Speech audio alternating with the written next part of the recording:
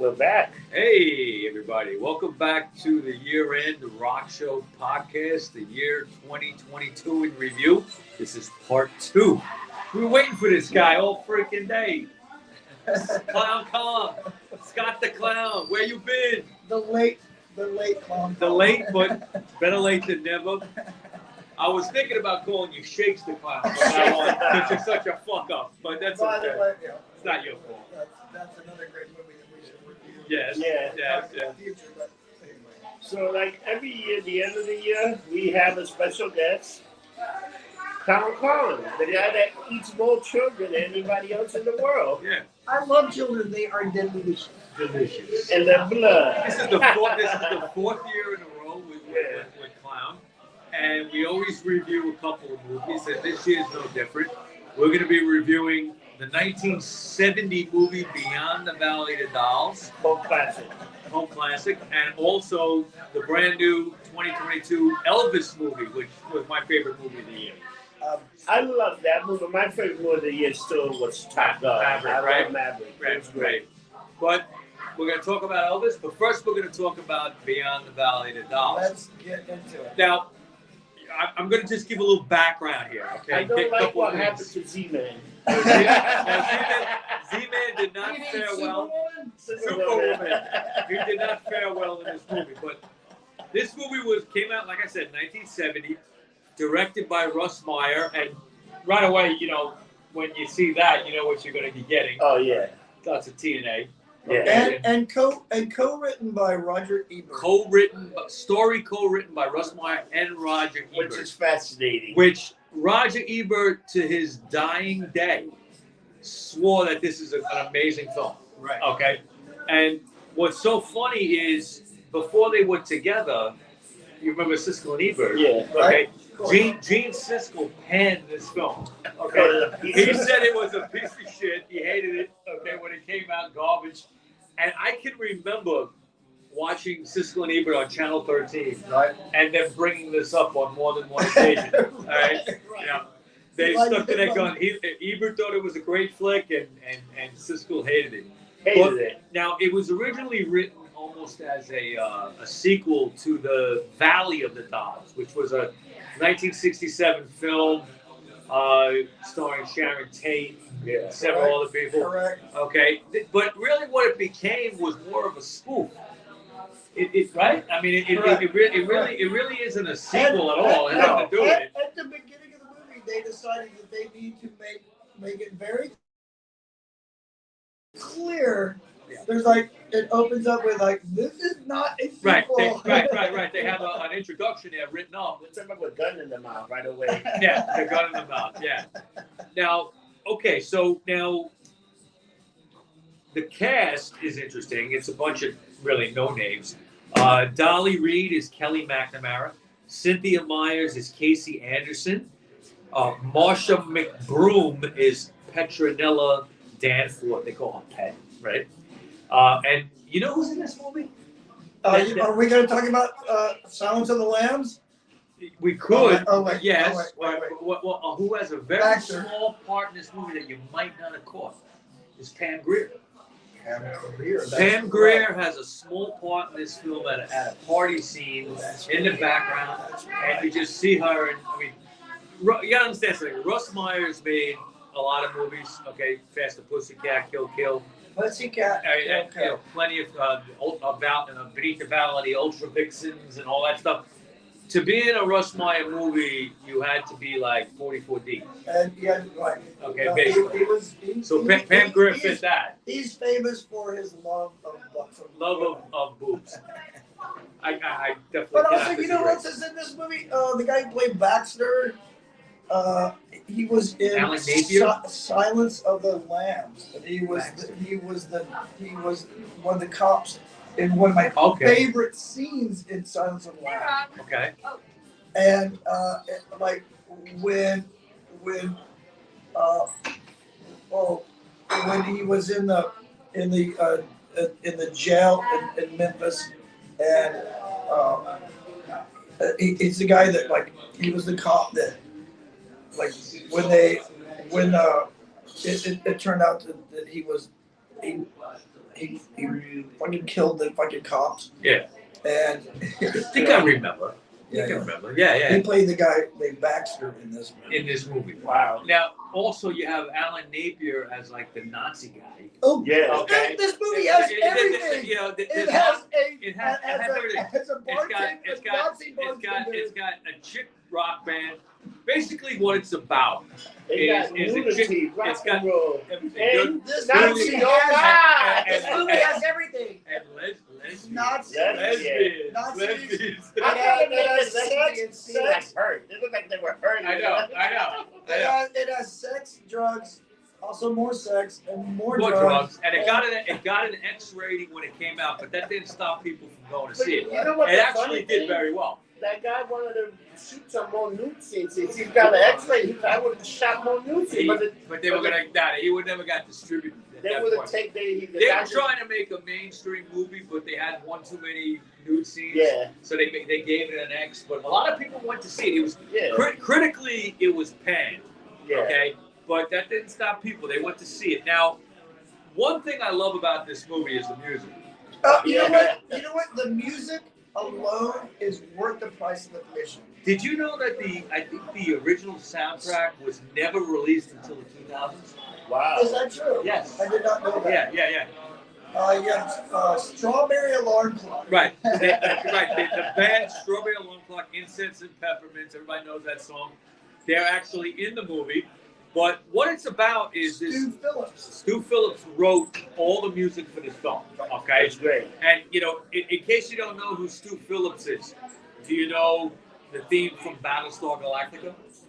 Is that what do you know the theme from McCloud? Oh, is this true? Yes. Do you know the theme from Knight Rider? Oh, man. Okay. Stu Phillips wrote that. Okay. Now, Genius. Yes, perfect. Now it's about a girl band, an all girl band, 3-piece band that starts out in a small town. They move to LA, and to make it big, and all hell breaks loose. Oh, is that what it's about? Because I have a hard time.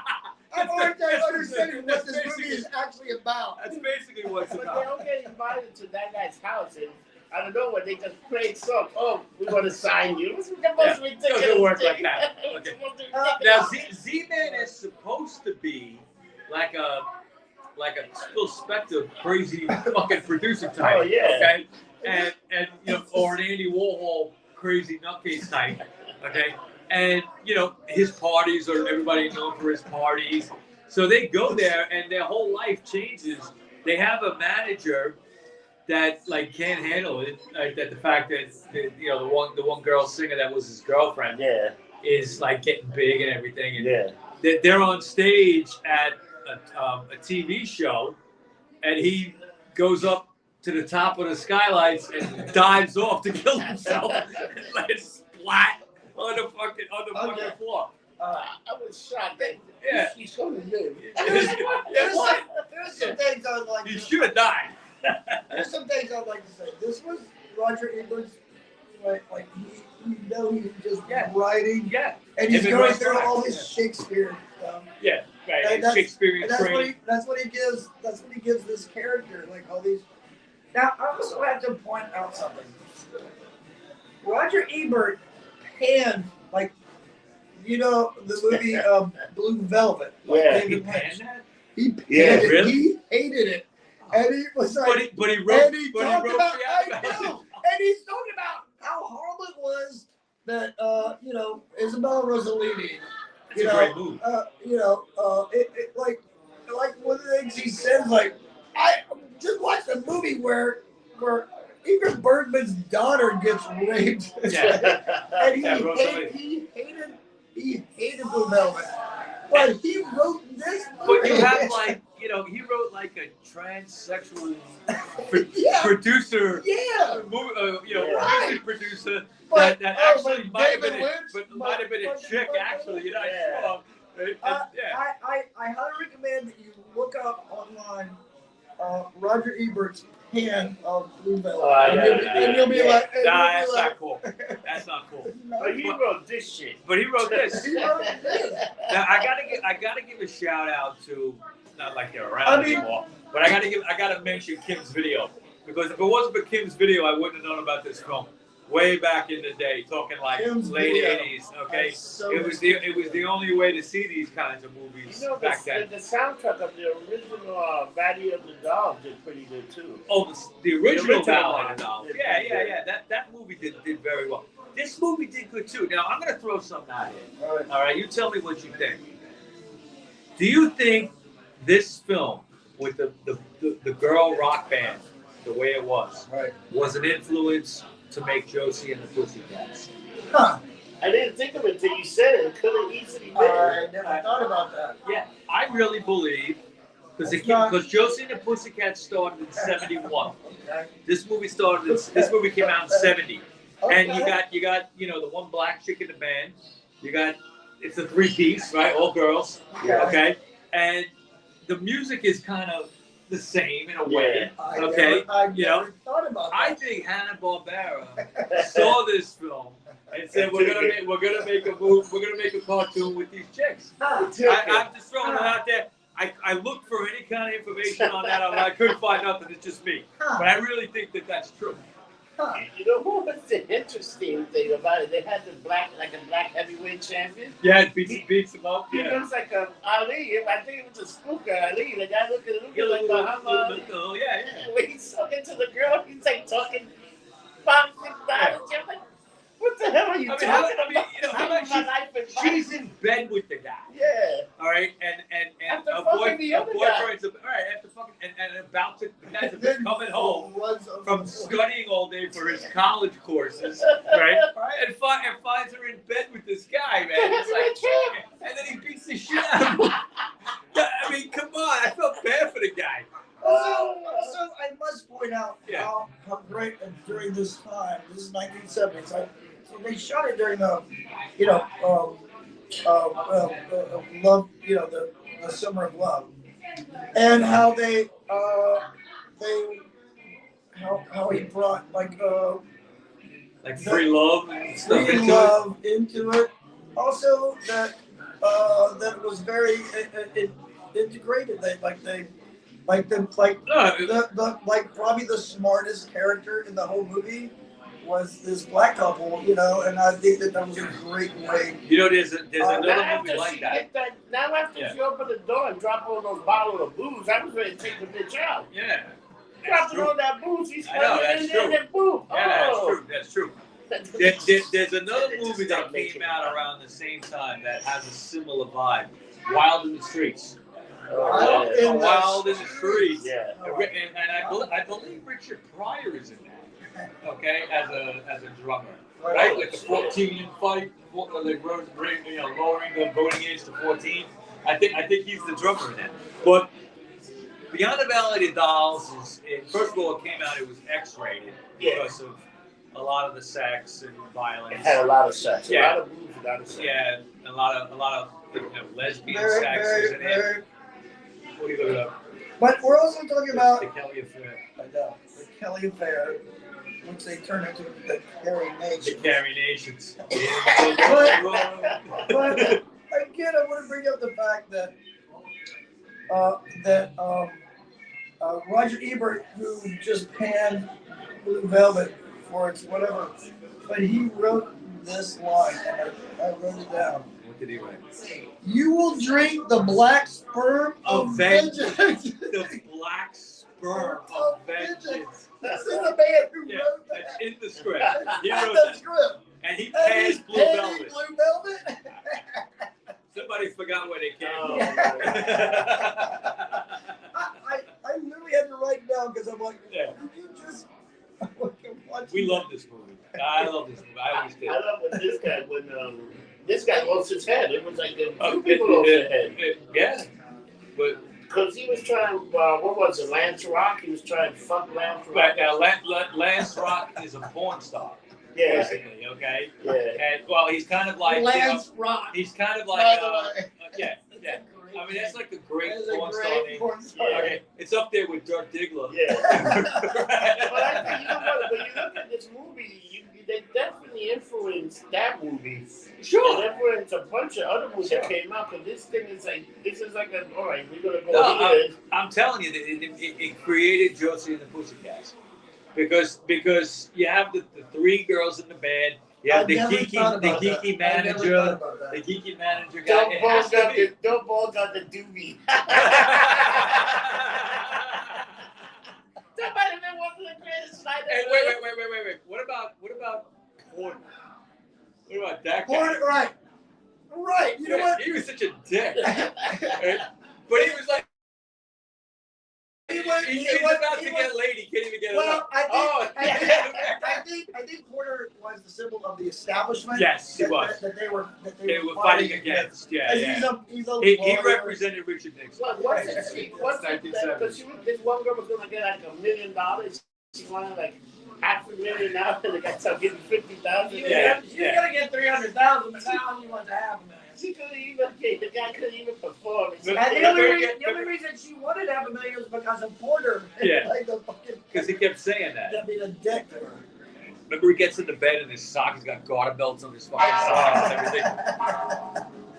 And remember at the end when he's like at the window? Yeah. And the judge goes over and closes it. He's got that goofy mustache. Dick. Oh, man. Well, everybody, you got to go see Beyond the Valley of the Dolls. Rent it out. It's streaming on Amazon Prime. Beyond the Valley of the Dolls, 1970. And I can tell you, there's not really a happy ending. No, it's not a happy ending. All right, it's an hour and a half of chaos. Let's talk about the ending. Okay. One of the craziest endings of any movie I've ever seen. Yeah. Somebody loses their head. So, there's some decapitation. Oh, yeah. There's a shooting. I gotta tell you this. Here's the thing that I noticed by rewatching it. They're all like at the very end. They're like, "Oh my God, our friend is dead." Yeah. Let's sing a song. And they're like, "Our friend is dead." They're like, "Ah!" And then there's like, there's another person. I don't know who it is because they don't. And they're like, "Ah!" And then the kid who is in a wheelchair because he jumped out of the. He tried to kill himself. He's fucking. And he's but he starts thinking. Like they're all like, even one of the girls has been shot. Yeah. And they're all like, oh, and they're like, ah, and he's like, oh wait, he moved his toes, and they're all like, oh yeah. Then it gets even better. Then you can see it with a cane. Now they're all happy. Now suddenly they're happy, even though they're like sitting there in this blood and gore. Right. And like, oh, he moved his toes, and they're like, yeah. Like, it's like somebody said. Where is this going? It's like somebody ended was the black couple, technically, because they found out that It's like somebody said, no, we can't have a down ending like this. You got to add something at the end to make it happen. I'm glad you brought this up. Because in the end, they're like, now they can like talk about each character. Yeah. And there's like a narration about each character. Right, and how well they did. And I'm just thinking, I don't know this for sure, but I'm just thinking like, somebody went, hey, you know what? We need to fix this ending. Yeah, and it was like, let's talk about what everybody did, and where they are, and how things are happening. Oh, don't forget about Otto, the funky, the Nazi. The Nazi guy was wrong. Yeah, no one cared about him. But the lesbians were there, right? Both of them. Both were there. And then poor Lance Rock, that vampire guy wanted to rape you. I knew you would do when he showed it the tapes. It's like, no, I knew you wouldn't, but it's so fucking funny, man. Yeah. How about like some of the party scenes? Okay, with that guy with the bald hair with his tongue sticking out. The two old goofy characters. Yeah. They're like, oh my goodness. I think those are the two characters. They became the two old guys in the Muppet. Up in the balcony, yeah, that's possible. That's what that's. Deal. All right, let's move on. All right, Beyond the Valley Dolls was great. Everybody go watch it. Okay. And we got to talk about the Elvis movie that came out. All right, here we go. And I'm, I know you said you like Maverick, and for me it was this movie. I watched it 4 times this year. It was excellent. Now it starred Austin Butler as Elvis. He was You great. had Tom Hanks as Colonel Parker, and Olivia DeJonge, I think her name is pronounced, as Priscilla. It was directed by Baz Luhrmann. Now, Baz Luhrmann directed Moulin Rouge and the 1996 version of Romeo and Juliet. Oh, with DiCaprio. Yeah, That was good. And Claire Danes, yeah. Now, it came out June 24th of 2022, released by Warner Brothers. I have to say, they made this movie for $85 million and recouped $286. Wow. $286 million worldwide. It's the second highest grossing music biopic of all time. You know what the first is? It's not that long ago. It was Are you quizzing me? This is Bohemian Rhapsody. Oh, but The Queen movie is the #1 music biopic of all time. Now, what I didn't know until I started doing the research, I was curious about this, is Austin Butler actually sings on his own for the early years, the more rockabilly stuff. Okay, That's All Right, Mama, and all that. But when it came to the later years, like the Vegas years, what they did is they kind of blended his voice and Elvis's voice together to make it. Now, what I really liked when I did the research is that Priscilla and Lisa Marie gave a blessing to this movie. Is this true? Yes, they actually liked it. They liked the film, which I was happy to hear. I mean, they could have said it sucked, but they liked it. I would just like to say this real quick. Yeah. I am a huge Big Mama Thornton fan. And she's all over the movie. And all over the movie. I love, and there's always been this thing, because she did Hound Dog, and this was a huge hit for her. And I've always give her a little respect. Right. Yeah. And I love the fact that they put her in this movie. And prominently. But didn't they Big Mama Thornton is one of my. Oh, no, I agree. Huge, No didn't they doubt. have Elvis handing out B.B. King? Was that? Yeah, well, B.B. King? right. What they did was with this film that I really appreciate is they showed a lot of Beale Street. Yeah. And, they showed a lot of the how Elvis was thinking. Yeah. And to me, there's always been this thing that Elvis was some kind of racist. But are you appropriated? No, I don't think so at all. Okay, what I think is, he was, and it showed it in the film, is he was very influenced by the Baptist and Pentecostal, gospel music. He loved that stuff, which was in the black side of the town he grew up in Mississippi, in the ghetto. Okay, Tupelo, and. He was influenced by that, but he was friends with these people. You see him hanging out on Beale Street with B.B. King, friends with him. B.B. King is giving him advice and everything, and it's like that. To me, it was important to show that. And I agree with you 100%. Yeah.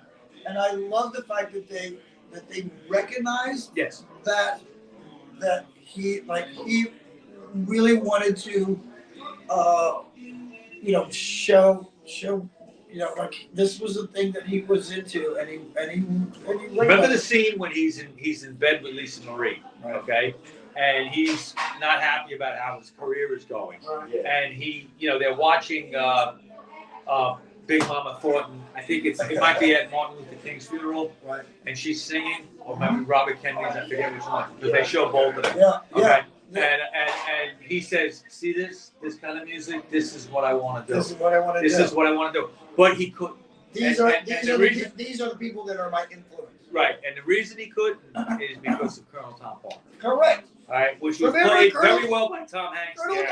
Colonel Tom Yeah. Parker wants him to do Santa Claus is coming to town. Yeah, or whatever it schmaltzy was, shit. and he's just like, no, get this. Well, the 68 comeback special. Do you remember when he first saw that first scene when they show Elvis first come on stage? Something happened. Oh, the Elvis girls got go nuts.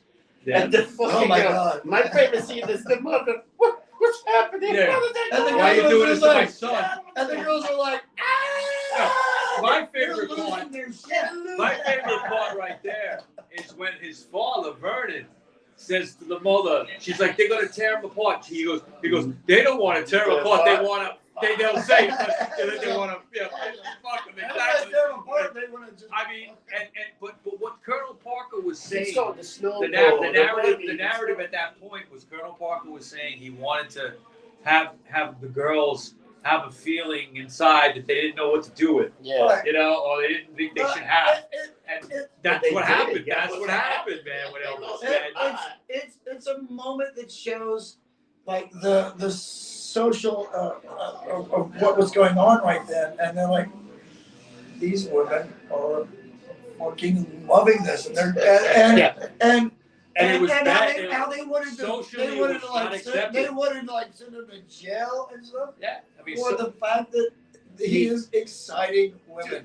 and what they to showed, express their own sexuality. and I was glad that they showed like Hank Snow, Yeah. who was like, you know, representative of like this kind of like old style country music, and I like Hank Snow, but like he definitely didn't like what Elvis was doing, and you know it kind of represented the old way, and then you know you have Elvis he was wearing makeup. Yeah. He was wearing makeup. He's wearing Got eyeliner. the mascara. Yeah, mascara and eyeliner. Some guy in the crowd goes, "Oh, get a haircut, faggot." You know. So first of all, I love the fact that because Colonel Tom Parker is like one of the most, he's very villainized. Yeah. And they decided to cast like America's sweetheart to be the person who's the most. Well, it's called casting against type. Right. Okay, and it works sometimes. That was so well. That was so well done. I like the way that the whole thing, like the way they did it, but then the way Colonel Parker, how he manipulated his whole fucking career. Yeah. He wanted to go overseas. There was a lot of. He good. Because he couldn't get back in the country. He's an illegal alien.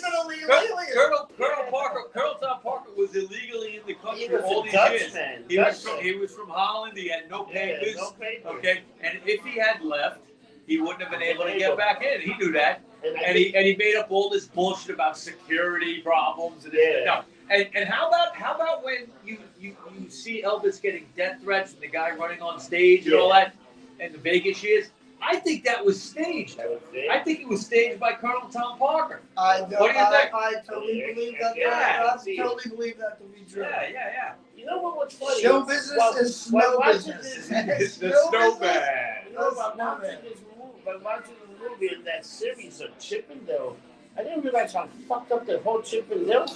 We can get do off a topic. whole other podcast. Do you see that? Did you know that history, Mike? I didn't realize how dark it was. That guy Steve Bannon that started the whole thing.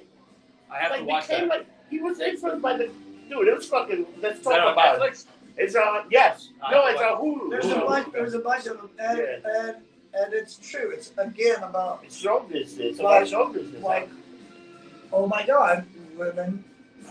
You know, like just the fact that Elvis just excited all these women. Yeah, and you know they were practically having orgasms watching it. Right. Okay. And they didn't know what to do. They were they were losing it. Well, look, I'll say it right now, and I'm as straight as an arrow. Elvis was like a hot dude. All right, like he was a good-looking guy. I would have liked Elvis. So. What kind of clown are you? Wait, what a clown? What's going on? Wait, we should call you out clown. I resent. So, anyway, the Vegas years, okay, of the part of the movie, I like the most. That right? was a backhanded deal. It really showed how sad Elvis got to be. Right. He, and I mean for himself. Fed, They barbiturates. fed him. They fed him pills, barbiturates. barbiturates, uppers in the morning, downers at night. Okay. And again, going back to Beyond the Valley of the Dolls. Yeah. Downers. They just talk about what's a downer? Yeah, What is a downer? Quaalude. Quaalude. I don't know. Quaalude, yeah, it's something you take to. They just No, that's a downer. It's You and barbiturates and the drugs. Barbiturates was downers. Fear loading in Las Vegas with the guy. We can do a whole podcast The guy about popped that. That's another And what did he one. say? We got uppers, we got downers, We got we got everything. this, we got everything. Acid, everything. Yeah. That's crazy. But it was actually very moving for me to watch when Elvis and Priscilla broke up Right. towards the end of the movie, and Right. you see him like in the limo, and And you see how fucking You sad see he how is, sad much he is. loved her. and the last thing he says is like, "I will always love you." I will always Yeah. And I'm kind of like, "Oh, this is horrible." But you know what the funny thing is? She didn't mind that he cheated because she knew he was a It performer. was the drugs. But then at the end, he wouldn't want to have sex with her. He got all weird stuff. Yeah. But the thing he was getting the drug because there's that big scene where he fucking collapsed. You see how they brought him back. Yeah. Well, it was injections. He's Yeah, like, it where's was Dr. like- Nick? yeah. Where's Dr. Yeah, Nick? he had like a Dr. Feelgood dude Oh, that would, set All him I up. could think it's like Michael Jackson, but Michael Same Jackson did it to himself. Well, he wasn't performing. No, but it was the same kind of thing. But it was bad. Yeah, and if you ever, I don't know if you ever had a chance to read the book, but Priscilla wrote a book called Elvis and Me. Yeah. Back in the 80s, that was excellent. Right. Okay, I remember reading that years ago. And they made a movie about it too, I think, a TV movie. Yeah. But, I mean, this movie, you don't even have to be an Elvis fan. It's just like a story of a life that, you one thing too is like when you watch those scenes from the 50s when all the girls were screaming, it really puts in perspective how, number one, controversial he was. Yeah. And number two, how much of an effect he had. And why is he changing- controversial? Because he's like exciting women. Yeah. Like, How about the Ed Sullivan women show? are- It was a racial thing too, Yeah. because true. because he was he was a You white remember? guy. You remember sounded that? You black. remember the very beginning? Yeah. And he's like, talking about Colonel Tom Parker. He's like, oh, he's white. Yeah, no, he thought he was What? black when he He heard was it black. on the radio. Yeah. He said, because Hank Snow is like, oh, that's Negro rhythms. Right. Oh yeah, but they Yeah, thought, and the other guy is like, yeah, but they're playing this all over the radio. but they thought he was a threat. That's when they started doing those weird They laws. thought he was those a shake. That's threat. why he They got thought he was a arrested. threat. Well, Because- why do you think he because- got drafted? Because you're Yeah. talking about a misogynist Society. society, Yeah. and it's like women are suddenly going, yeah. Yeah, no, they loved it. But how about the Ed Sullivan thing? They wouldn't shoot him. Well, that's right. Ed Sullivan, he Oh, wouldn't show. the Steve Allen. The Steve show. Allen show was when he had to come out in tux and tails. Yeah, He didn't like that. With the hound dog. With the hound dog, and he'd shake to the dog. Right, You know? right. He's like, this Yeah. is so embarrassing. Yeah, I'm not doing this. I ain't doing this no more. Yeah. I will also say this because I am a circus person. Yeah. Obviously, I love the connection. I never would have thought. You know what? I love the connection that they made to like Sideshow and Carney. Yeah, Carney. Yeah. and In the beginning, there's a great quote. There's a great Oh, quote. he's got his quote. It's a He's great quoting quote. from his phone here. There's a great quote. Tom Parker said, wait, it's in here somewhere. Hold on. I think he said, a man on an elephant looks more important. But you're right. And I used to ride elephant. I used to ride In an the circus, elephant in right? the circus, Yeah. and I'm like, oh, deal. This is a man on an elephant looks more important. It's true. It looks more terrifying. You know, That definitely. Anytime there's an elephant, it's like, oh, I shit. mean, come on. Yeah. That's great. And at the end of the film, when they show the real Elvis singing Unchained Melody. Oh, that was great. That was moving. I love that they did that. That was moving. I love that they did Yeah, that. they really did it right, and you know where he was supposed to play right before he died. Well, And some people still have the tickets. It's the Nassau Coliseum. Is that true? Yeah. I did He not died know in that. August 16, 1977. I think the show was like the end of the month or something like that. Oh, or maybe man. September. It was supposed to be the next show. And he didn't make it. And I remember that. I remember Elvis dying. I remember my mother crying. I remember being like, oh my God, how the fuck does Elvis die?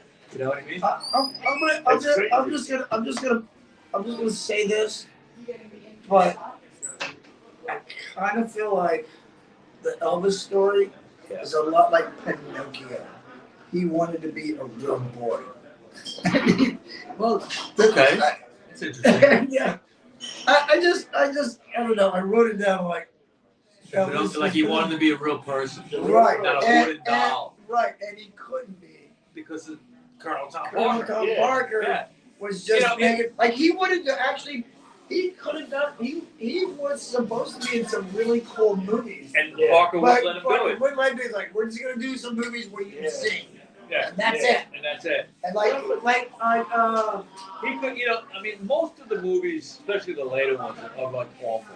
right. And he knew it, and he just did it for a paycheck. And, So I'm just saying that I kind of relate him to Pinocchio. He just. That's a good point. That's a good point. I mean, he could have. Could you imagine if Elvis had lived? he would have been an And where he would be right now? Now he'd be almost 90 years old. But he'd probably be in a Tim Burton film. maybe he would have been the Vincent Price role in Edward Scissorhands. Right. What's the problem with at the end, the guy wanted to travel. He wanted to see other places. He never never performed went in Europe. anywhere. He never performed in Europe. Never went to Europe. And I did not know that. I actually did not know that. I didn't know that either. What does it show that he did? That he did close circuit. And it was That was Aloha from Hawaii. That was the one of closest he ever went to being overseas. That was Yeah. like a big show. Let me tell you And something. that comeback special was like the highest rating show. And if he would have stayed with those guys, because they were telling him get rid of The this 68 comeback special. and then the fucking Colonel Parker, when the father said we quit it, he gave him a bill for all this shit he been Right. doing. He said if you leave me, you gotta pay this, and this. Like you already took all my And money I love anyway, it. and now you want more. I love that he went in there under the pretense of making a Christmas special and didn't do one And Christmas then song. you one goddamn Christmas song. But the show was such a success. And he did what he used to do is like he just made those girls come. Just he as a side made note. those girls real. Yeah. Like he used to do. No. He was like, look, this is what he I was do. only like 35 years old. He wasn't an old dude when that He came out. wasn't an old dude. Okay. Now, as a side note, okay, the scenes in that you don't see it too much in the movie, but if you've ever watched the whole '68 comeback special, he's in a boxing ring. Okay, and if you remember, Billy Idol, okay, did that video called "To Be a Lover" in a boxing ring, and he's wearing a leather. And he said he even said that was a tribute to the '68 I did not Elvis know thing. that. But Because I see. Billy Idol is a tremendous Elvis fan. Yeah. He was that very a boxing Elvis. ring? Yeah. Was that a boxing ring or was that the ropes then? On the ropes, like a Did boxing. it have the ropes? If you watch the comeback special, the way they really did it, it's Yeah. not shown so much in the movie, Yeah. but it was done in the boxing ring. Because I know the thing was spinning around so he could see everybody. Yeah, but there was a ropes circle. all around like a ring, you know. And he decided and he got his friends together let's sit down and let's go back to our Roots. my roots. Right. Of just my love for Of what I love to do. blues. Yeah. And they're like, and all the guys. Here's like, a thought. Imagine if he lived and Rick Rubin did like a blues album in the 90s. Imagine that shit, man. Can you imagine? That would have been incredible. Like he loved his. Drugs don't pay. But he died on Don't he do died bar- on the He commode. died on the toilet. So the lesson today is don't do bar mitzvahs. They constipate. Don't do the Okay. drugs. In the, I don't even know what those And you'll end up on the toilet like Elvis. don't do the drugs in the bathroom, man. I mean, It's every sad. time I'm on the toilet, it's like, I'm it's- struggling. I'm always. Well, you fuck up. This guy here. Hey. It's an outrage. It's an outrage. It's an outrage. All right. So what do you think? We're done. I think we're done. I Yeah. think those 2 movies we reviewed were fantastic. I really appreciate them. I love talking with you guys at the end of every year about. Yeah, it's like a tradition. It's like a tradition. But beyond, but the 2 movies go so good because they're all about fucking heavy drugs. Yeah, of course. Everybody's Yeah, fucked can up. we do some more movies about heavy Yeah. drugs? It's all about being lumped up. Well, no, yeah. It's all good. Up or It's downers. all about being lumped up. It is all about being lumped up. Yeah. So let's promote this studio. Where can we find you? Talk about your social media. Where you at? I just started a company, Clown Kong Enterprises. Clown Con Our Enterprise. enterprises. I haven't got my. See? I don't have my. Are you the CEO? Clown Con I am the Enterprise? CEO of CKE. Clown Kong Enterprises. CKE. CKE. Okay. I will get my website set up. ClownKongEnterprises.com. That's what I'm going to do. 2023 is going to be a great clowny year. Clown year. I'm going to have some shows. You're going to Norway. Oh, so I'm You going ever to talk about Norway. that? All right. No, we can't talk about it because it's up in the air. Okay, well, let's talk about it. Let's talk about it. I'm so grateful that Yeah, you're the best, I man. love having you guys invite me to this. I love talking about movies with you guys. Yep. Because we're such cinephiles. Yep. Not pedophiles, cinephiles. And cinephiles. You know what a cinephile is? A movie person. It's a person who watches the credits. Yeah. That's true. I do. But you want to Don't you sit and watch all the credits? I want to know who the grip Who was. was the grip? Who wrote this fucking music? Yep. Who produced I would it? like to make a confession. Oh no. That was the first time I saw Beyond the Body of the Doll. And when I saw it, I'm like, what the fuck is going on here? I was like, what are these guys doing? What is going on? Like that shit was a You're trick. probably like, what the fuck did Mike and Scott want to watch? What the hell's the matter with that? You know what? These motherfuckers smoking. And it was written by this fucking guy. I'm thinking, Let's see, Rocker Mike and the Clown have decided to make me watch this fucking movie. And I'm like, just wait till the ending. Yeah, I'm gonna kill these guys. Because you're gonna be like, what is going on here? I don't know what this movie is about. But it's great, right? What do you think the movie's about? I was At the very least, it's you know, small girl, a girl band from a small town goes to LA, fucks up their life. That's What do you think basically this movie's about? It was a shit show. It's about It's a shit show. When they fucking killed Lance Rock, that guy chopped his head off, and then this guy got his head I chopped. But I think he was trying to fuck him, and he was trying to bang him. Superwoman. Remember Superwoman. Remember he What? You're he's Bonnie, you're Z-Man, Yeah. also you're Superwoman. But he's But getting behind him Remember, and getting more drugs. And him being Superwoman was one of his special parties that only certain people got to go to. It was a special party. I'm going to tell you right now, to your listeners, if you have not seen this movie, Oh my Beyond God. the Valley of the Doll. Doll, And the Elvis. And the Elvis Just- too.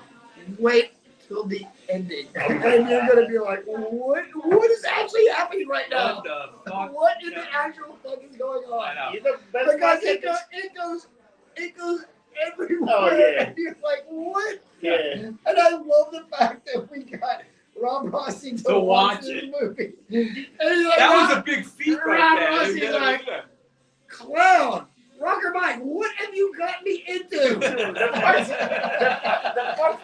first 30 minutes, I'm like, these motherfuckers are sick. Why? These are sick. Why? But you know what? With all that, the movie actually ran pretty well. Like there was no downtime. No, it's a clear movie, man. And then we see There the is no point. downtime. Like it's an hour and a half of like nonstop. I told It's her, like hour and a half of like, wait, what? Wait, what? I told some girl that I know. I told her, this is like watching a car crash. I'm just waiting for what the hell's gonna happen. Like, you can't take your eye. It's like a beautiful car crash. If I did, you're like, what the fuck happened? You can't stop. You just go, why? I feel a tingle in my toes. Oh, it's like, what the fuck did A chill ran down my leg. I'm just glad to have an epilogue. Yeah. The guy wiggles his toes. Wiggle your toes. And with that, we're going to say thank you for watching. Thank you. Thank you all the fans out there for the wonderful year you gave us. We appreciate everything.